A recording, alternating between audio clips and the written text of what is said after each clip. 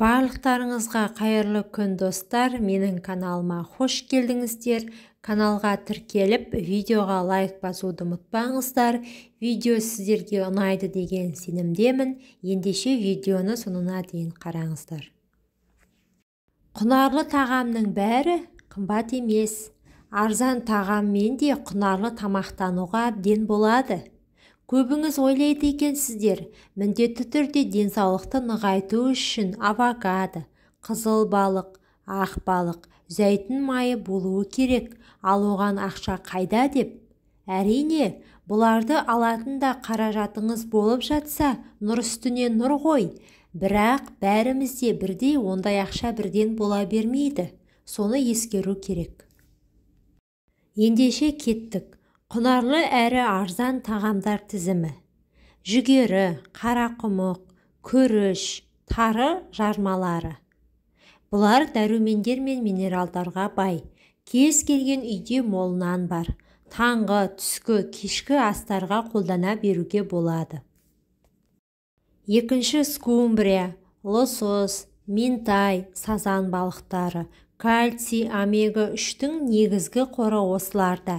Тек қана ақ балық, қызыл балық пайдалы деген заң жоқ. Үшінші суп өнімдер. Өкпе, бауыр, ми, ішек-қарын, бүйрек, сирақ, ішмай тағы да басқа. Етке қарағанда арзан, пайдасы ұшан теңіз. Тез қарайып кетпеудің сырлары осы тағамдарда.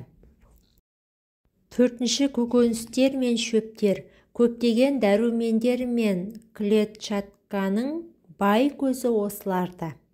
Қызылша, қырыққабат, асқабақтар мезгілге қарамастан арзан. Жаз айында бұлар тіптен арзан бағада сатылады. Мәселен, квашеный капуста ресторандағы салаттардан 100 есе арзан, әрі 1000 есе пайдалы. Енді ойыңыз өзгерді ме?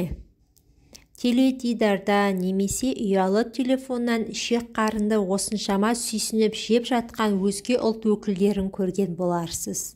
Мысалы, қытайларды. Солардың келбеттерінен мән беріңіздерші. Бәрі жап-жас, беттері ерекше жылтыраған, тап-таза.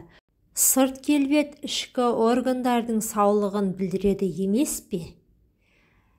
Назарларыңызға рахмет. Менің каналыма тіркелуді ұмытпаңыздар, пайдаларыңызға жарасын.